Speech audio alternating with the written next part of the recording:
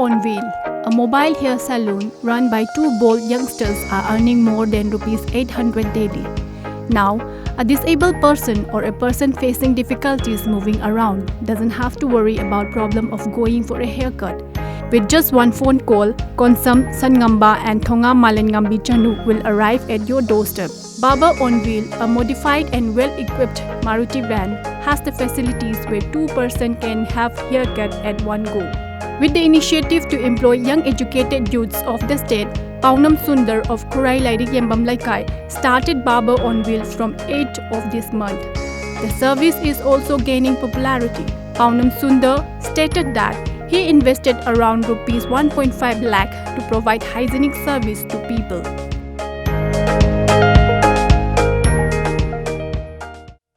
Koi Barber on Wheel hariba sigumba innovation se kaide lakuna haragadi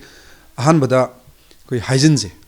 koina ngasibauda sangkalak matam sida koina conventional barber sing da koina sangkak pude thengneriba mogi fee se sinabam da dum sinaba sang skin da thengjanaba de ani suda moina sineriba com sing se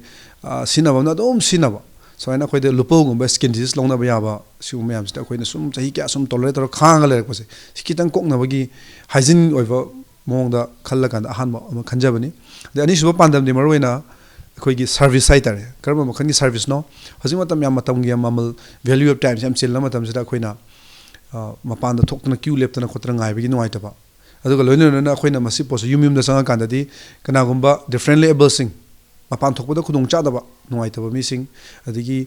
maram kharana maram oram pan thokpa ya daba adigi celebrity sing adigi amarom da masai anaba na maram thokpa ya daba sing suma mi sing sigi yum da sanga kan da koina kak taragadi matamju safe tore aduga makhoi da comfortable oiba yam nungai ba makhan gi service sama kak pinabagi ani shu pandamni Konsam Sangamba from Khundrakpam, Imphal East District and Thonga Malengambi Chanu from Moirang cut hair for just Rs 40 per person. The shop is open from 6 a.m. to 6 p.m. daily. Around 20 people visit the salon, enabling them to earn from Rs 800 to 1,000 daily.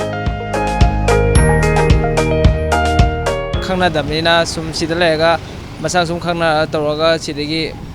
sprout tawge tawba tugi admain do tawge taw ahamanina myam sa khangna damina khoina chaninge ne ta mafam ju lai tamnina chapa mafam do 800 muki chang da lai no da miyam da 40 admain lower pung 6 am degina 6:30 adam ki chang de hang Thonga Malengambi Chanu stated that the number of female clients are less as they tend to go to beauty parlors. During busy hours, she cut hair irrespective of the gender, she added. Visitors of the salon lauded the efforts by the educated youths. Smaina koi barber ama smaina cham na koi four wheeler toroga smaina tor mafam phom chatlaga kak pa yaba khudung sa su leire sumba mitem sa gi yohmi gi khoi yohmi gi hai ta ne ko kanaba adegi tungi khoi gi afaba samaj ma propo chataning ba supo e adegi yum da su koi suam mo me tabu smaina tor me kyam le ga de khoi ju mo yi tanara ga dum yobu khotpa kachu kai de hai wakhan da thamjage gi mota lai lai khoi sumai na hang nungai je sumai khoi mitem na to buda sumai na hang da ko ta gai to buje sumai pam je khona mayam to buda kakter khon to buje sumai na sum ama phaju phai ko hai mai to boram lai sin nau nau ko man hang ji hap kui re ko change do kange chang bu ngam de ko nong pha dong ngachi ku chang jar ini sida to gue man to thogot ke ta cheng na ga di phaju phai cheng na do na hai ja ta de. The owner of the Barber on Wheel, Paunam Sundar, can be found near Lamlong, Thongkhong. Looking at the demand of the salon, Sundar plans to expand the business. Barber on Wheel gi ahanba koi gari se sem na bhona bada yam drabada koi 1.5 lakhs ko machangi maramdi gari ma koi gi thoba yaba gari ma oina tawgi leibagi duma second hand gari am leibani adoga mathangda madugi manungi interior me adu shape makot ba materials tools sing leibaga punchala kanda 1.5 lakh kumba adoina investment aham changi adu makata na koina puthoro kodero yum laktoi me am sidi